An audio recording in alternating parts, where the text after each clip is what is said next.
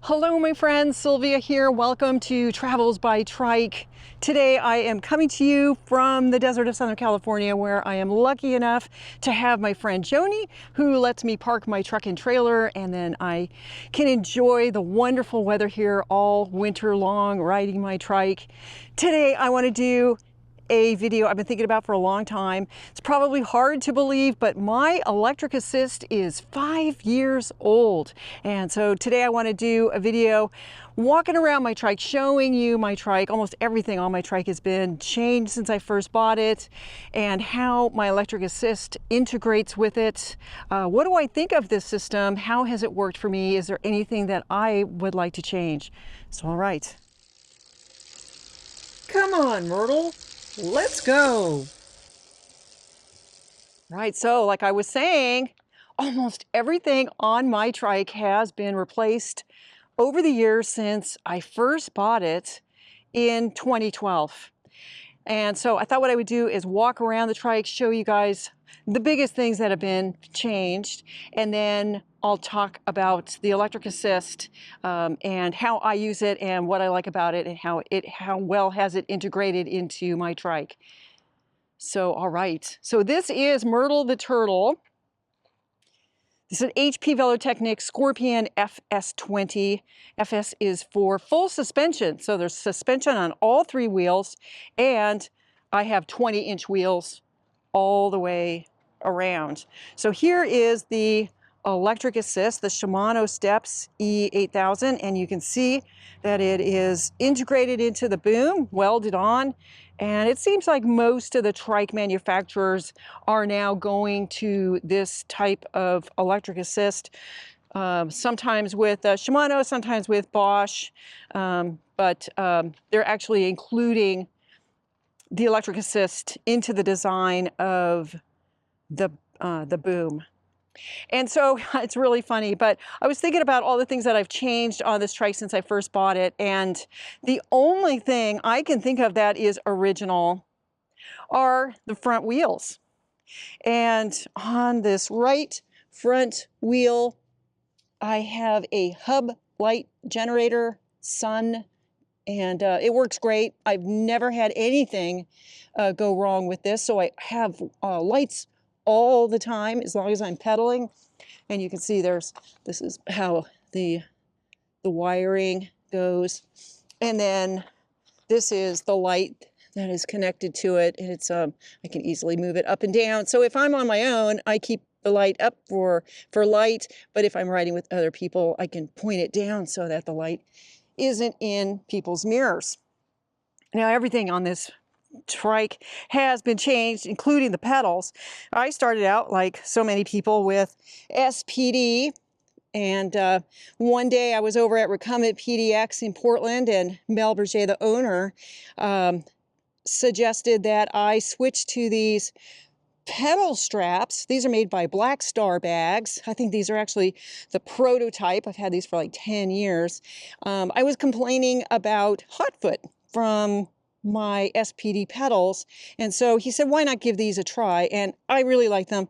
They work really well for the type of riding that I do, and so I have these straps attached to mountain bike pedals. These are giant, and they have the studs here, and so they you know, my shoes can get some grip, and I don't have to worry about my feet falling off the pedals. It's for trike riding in particular, it's very important that your feet are secure.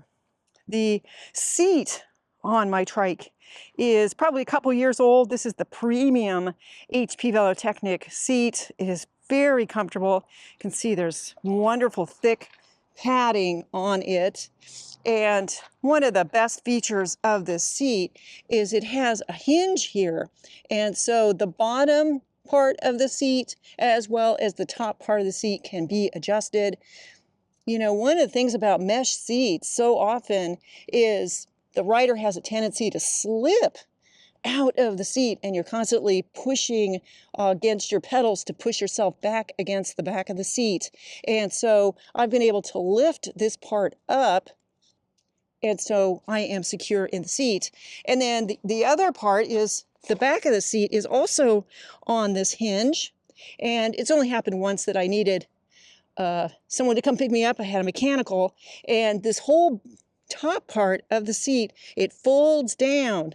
And so often, you know, the neck rest can be just a little bit too tall to fit your trike into a vehicle with the seat on. And so it's very, very convenient to be able to just fold it over, and I don't have to even take the seat off. So it's a really, really, really nice, very nice addition to this trike.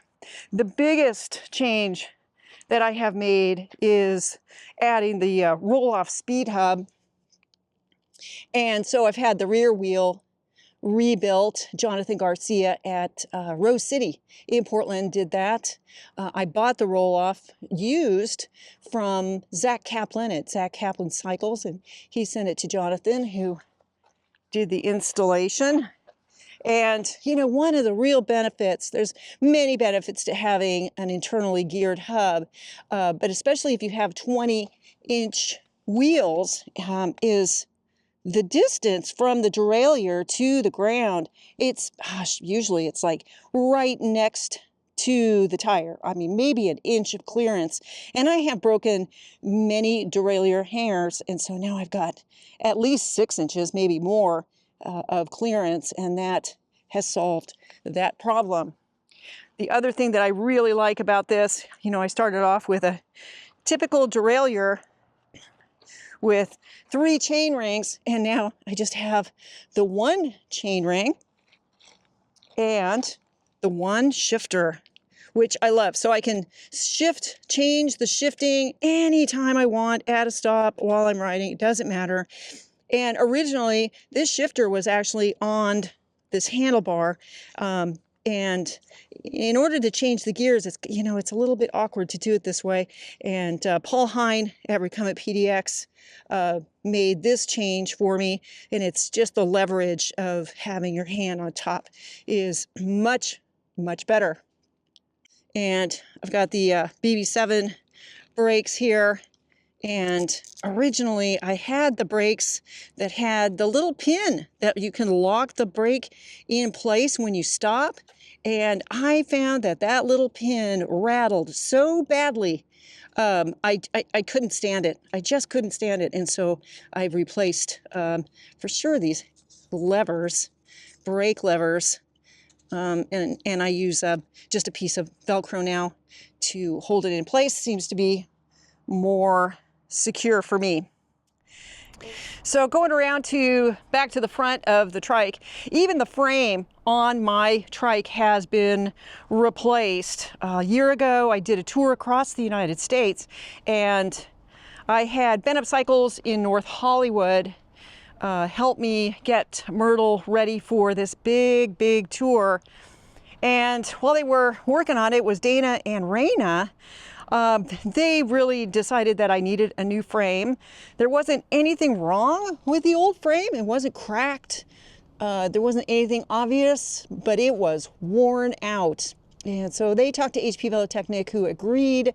And now I've got this gorgeous, gorgeous frame. Every day I ride this trike, I just look at it and think, wow, this is a beautiful, beautiful trike. And Raina did a fabulous job. She had to transfer everything from, you know, one trike frame to this new trike frame, and she did just a really great job with that. All right, so let's talk about the motor. It's the whole point of this video. So this is the Shimano Steps E8000, and like I was saying, it is welded onto the boom. It is spec designed, warranted by HP Velotechnic. It does not have a throttle. It is considered a Class 1 motor, and which means without a throttle, you have to pedal to get anywhere. It also means that being Class 1, it is allowed on pretty much any bike trail and path. It's legal, whereas a lot of the motor systems that have throttles are not. And it's 250 watts, so it has the lowest level of power. So this here is the controller, and it's very, very stealth. I really like it. I can't remember why, but the when I had the system originally installed, it had a much bigger display. It actually was removable, and there were two connecting points that fit into two connecting points on the holder. And I remember that they used to get kind of gunked up, and I'd always have to stop and clean them off. I'd have a lot of connection issues.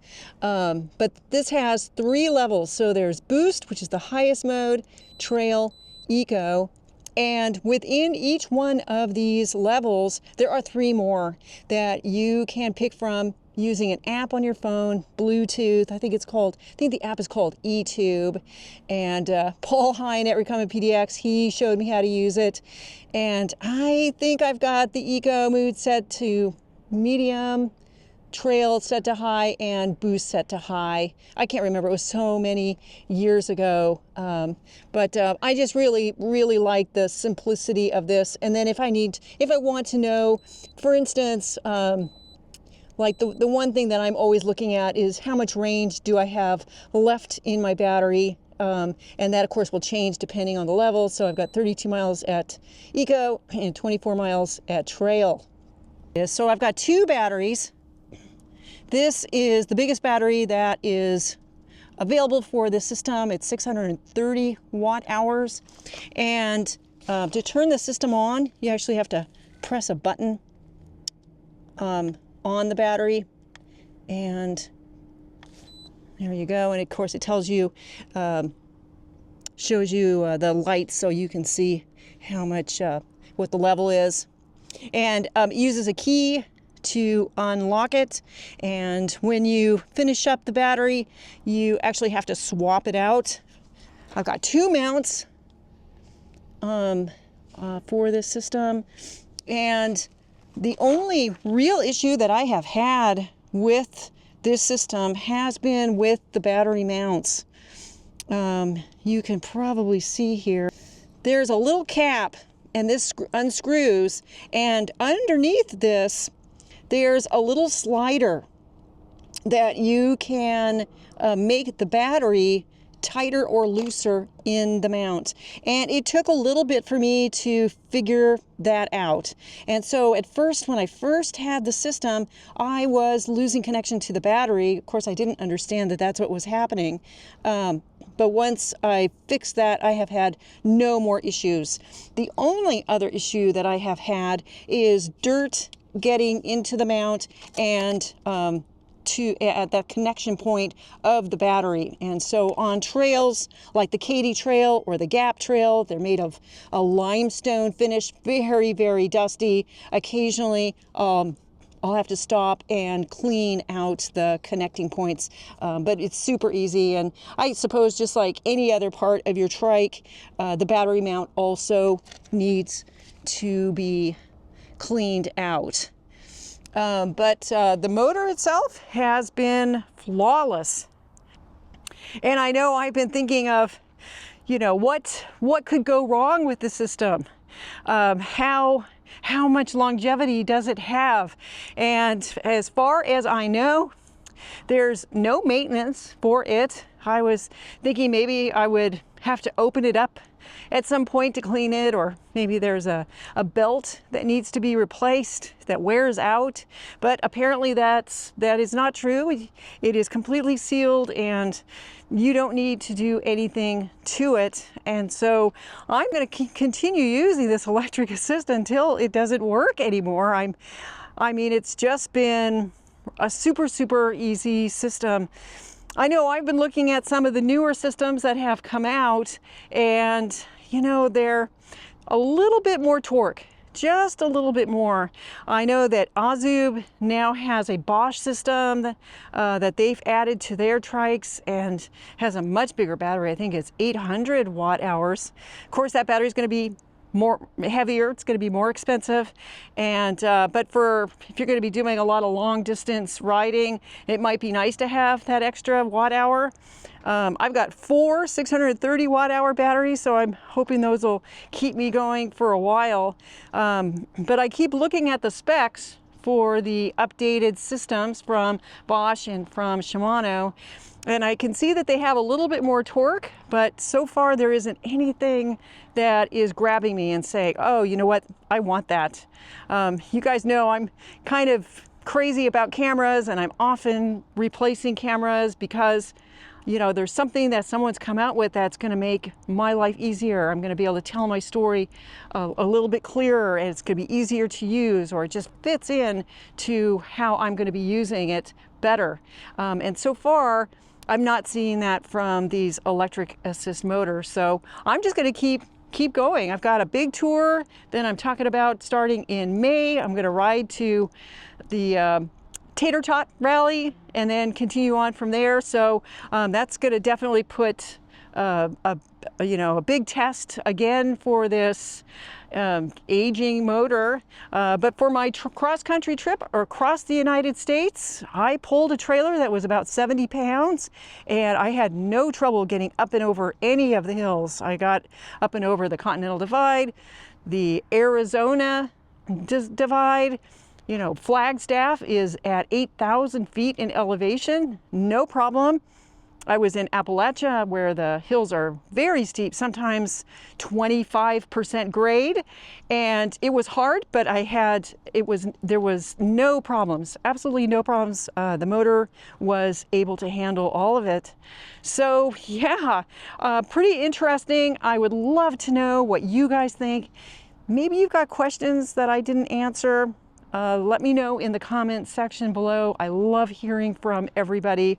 And as always, thank you for following along, and I'll see you next time.